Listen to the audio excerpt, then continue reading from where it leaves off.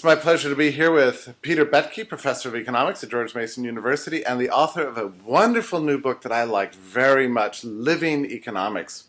Welcome, Professor Boettke. Oh, thanks, Jeff. Great being here with you. How long did it take you to write this book? It's massive and wonderful and comprehensive. Well, I mean, basically the genesis of the project started when Chris Coyne and I visited the University Francisco Marroquin for about 2 weeks in 2011. And on the trip back, Chris and I were so inspired by the passion that the people have at UFM for teaching of economics and the communicating of economic ideas that we started talking about ways in which I could maybe gather a lot of the material that I've had over the years and put it in a form that would represent that. And this is going to sound kind of cheesy, but the real selling point was at UFM, they have a mural that stretches in their economics department that begins with Cantillon and ends all the way up with, the modern Austrians, Kerzner and Rothbard and these people. And it stretches across 2 hallways, and at the end of it, to the right, they have a mural with the passage from Mises about the importance of praxeology and the teachings of economics for human civilization. And we walk past this every day, and we would look at it, and you would see all the different characters. And what's fascinating is thinking about who is on that wall and who isn't on that wall. Yeah. And so, there's, you go from, Cantillon into the Scottish Enlightenment to the French liberals to the British utilitarians to the Austrian school to the Chicago school, and then, modern economists of all different stripes there. But, who's not on that wall is Thomas Malthus, and, who's not on that wall is Karl Marx, who's not on that wall is John Maynard Keynes, John Kenneth Galbraith, these kind of people. And it really sort of solidified for me the idea that there's this body of economic thought that reaches way back in the tradition of Western intellectual thought, actually, that we're the modern sort of representatives of trying to communicate those ideas. And so the book took on a kind of a life of how is it that you follow that mural. Now, the problem is originally that was going to be the cover, or my suggestion for the cover of the book, except that the mural is, 20 feet long and covers 2 walls. And so, by the time you shrunk it, no one would understand it. And so we settled on the cover being a tree.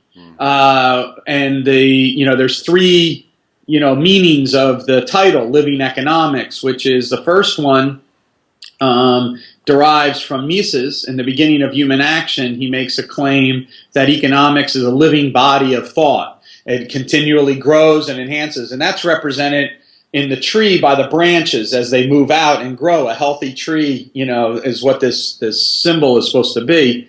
The second meaning is while that tree is constantly growing, it's rooted.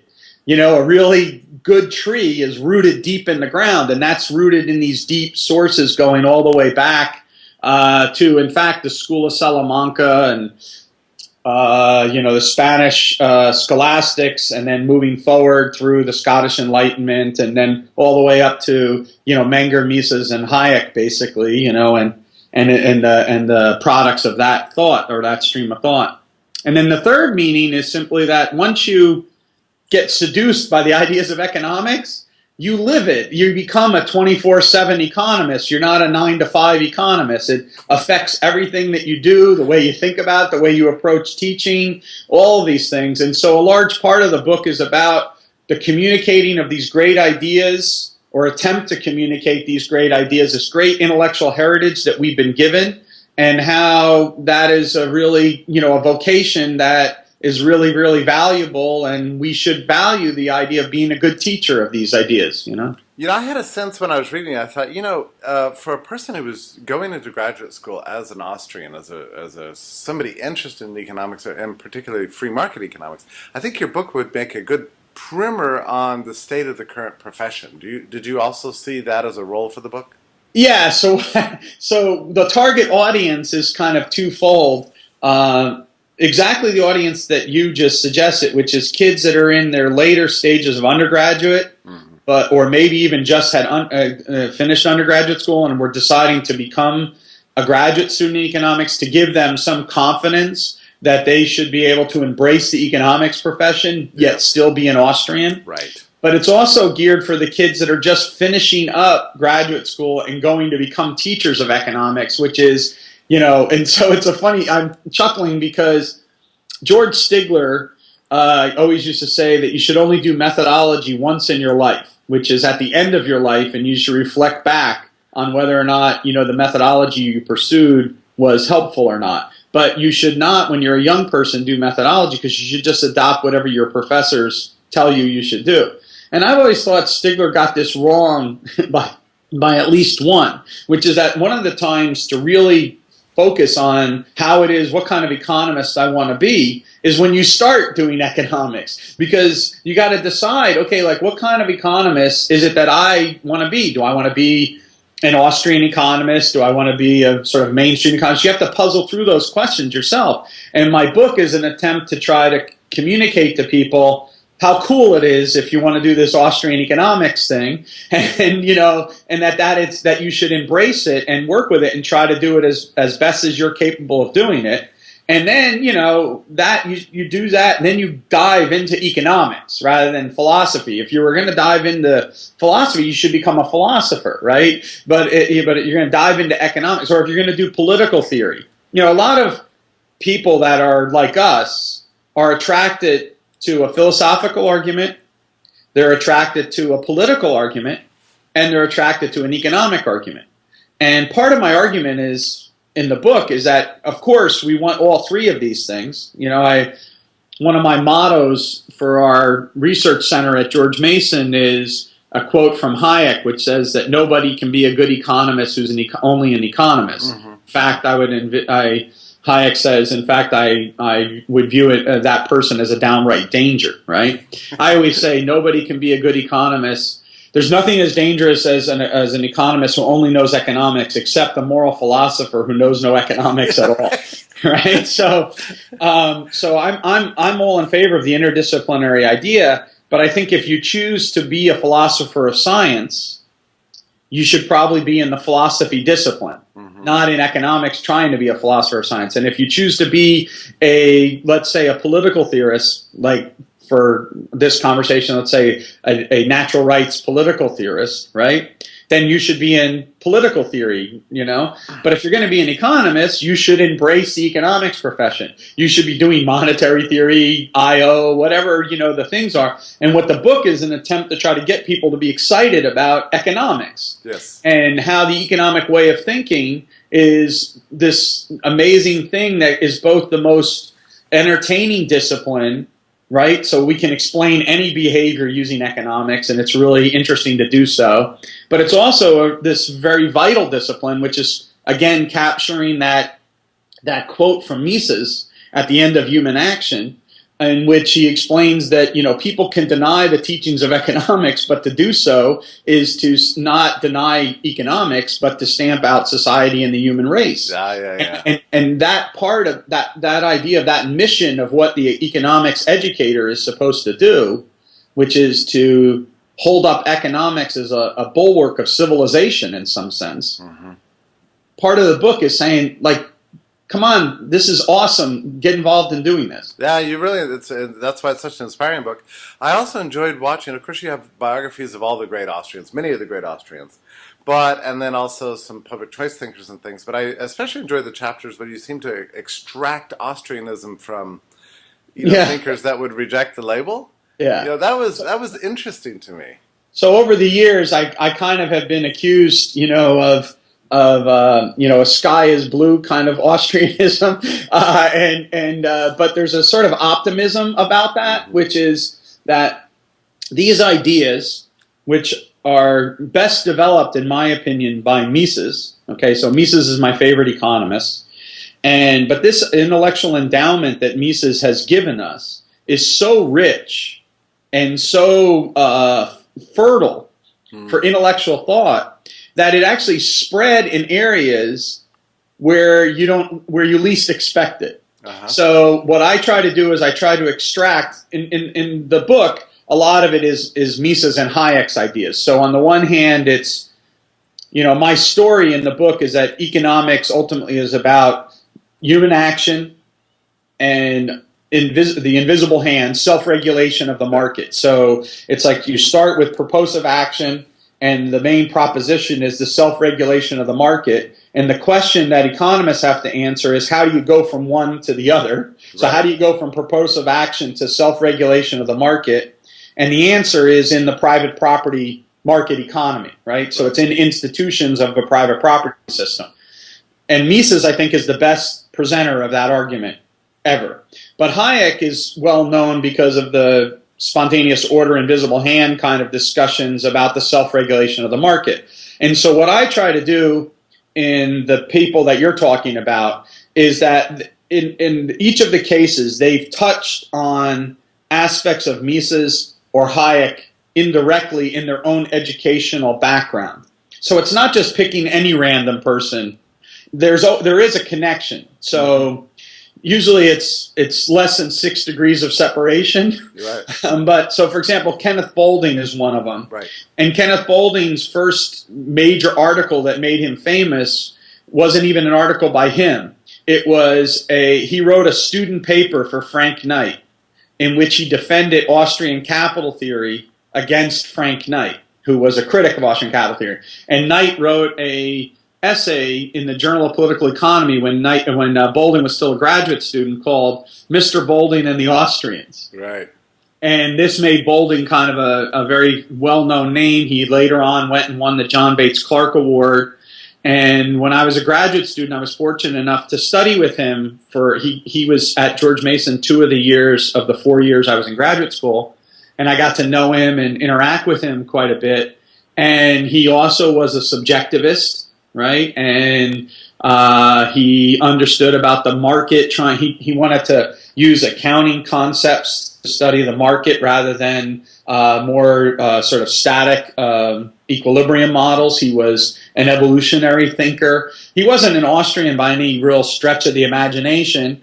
He's a classical liberal in only the really broadest sense of that term. Mm-hmm. So he's not a likely character to draw on, but he had a fantastic sort of knowledge of the history of the discipline of economics and a great appreciation. One of my favorite essays of his is called After Samuelson, Who Needs Smith? And his argument is we all do, because not everything that's good in Adam Smith has been captured in Paul Samuelson. And another thing is that Boulding was, even though he was one of the early John Bates Clark Award winners, which is the best economist under the age of 40, he wrote a critical essay in the Journal of Political Economy attacking Samuelson for the over-mathematization of economics with foundations. So early on. So he understood that some of the things that we need to talk about in the economy can't be translated into reduced form equations and these models. And so he touches, and so what I try to do is draw out those aspects of him to highlight how it is that, he also is someone that we should look to as that communicated these ideas. Well, what the effect of reading things like that is I would think, would to make a young economist who's mainly been inspired by the work of Mises or Rothbard or somebody else, to make them feel a little more at home. So Boulding uses the distinction between mainline economics, and that's what he calls it, and mainstream economics. And I make a big deal out of that in the book.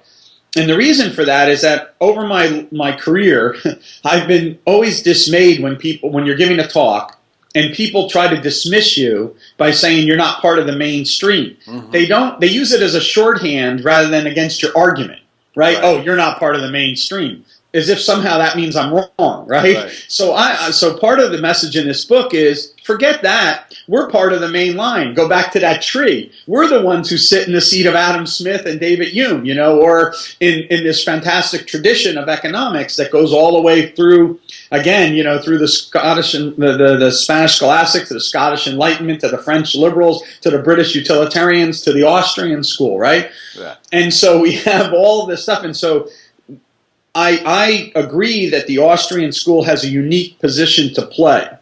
And as the 20th century's greatest adherents to what might be called this sort of mainline economic program. Purposiveness, self-regulation of the market, got through private property, right? So and Mises, I think, is the greatest, technical economist still to this day. But what I want young people to do that are going into the economics profession is not to, one, believe that Mises is great, but think in order to be a good economist, I have to suppress Mises in order to be good. Right. Or I can't be good because I'm not going to suppress Mises and therefore I'll be rejected. What I want to try to say to people is you can embrace Mises full hog. Mises is the greatest economist, and you can have a great career teaching economics and doing research in economics, and you can have a big impact on people. Yeah. And what about for non-economists? I mean, I felt like sometimes people who don't know the economics profession feel like it's a kind of a priestly caste of mind, and they have no access to it. And your book kind of opens up the world to somebody who's not interested in studying economics as such, but just curious about how economists think and what they do. Well, I think there's two different things that you got to separate out there. One of them is appreciating the discipline of economics, and then the other one is and being a consumer of it, which part of the message of the book is a hope that we could maximize the consumers. I would love it, if everyone, wanted to read economics books, right? If all economics books were as successful as Freakonomics, I'd be thrilled. And I would like them to not be the Freakonomics book, but instead be Living Economics or something, right? That would be awesome if we could have books like that. But the other thing is, how do you become a contributor to the scientific discipline? And what I would like to do to take people that are enthusiastic about Austrian economics is to understand that they can be responsible communicators of economic ideas, not just in the classroom. So my appeal to economic education is not just to budding young college professors, though that's who it primarily is at, but it's also a message that is directed at high school teachers, but also at ministers, at people in their offices. Think about the great businessmen who were responsible for the modern libertarian movement in the United States. People like Pierre Goodrich. Yep. He was a businessman, but yet he would sit down and talk to his employees about free market economic ideas, right? And we need to have and cultivate that. And so one of the things I try to stress in the book is that as communicators, we have a responsibility for at least 4 different audiences, and that is our scientific peers, our students, in the technical sense of that, policymakers, and then the general public. If I was to redo my book today, I just recently wrote a paper on Henry Hazlitt. Yes. Henry Hazlitt would have made it into that book, because when I was doing the research on Henry Hazlitt, which again was inspired a large part by the trip to UFM, because they have the archives down there for Henry Hazlitt, and they have this center called Center Henry Hazlitt, which is dedicated to teaching of basic economics to people, the economics in one lesson, in real institution form.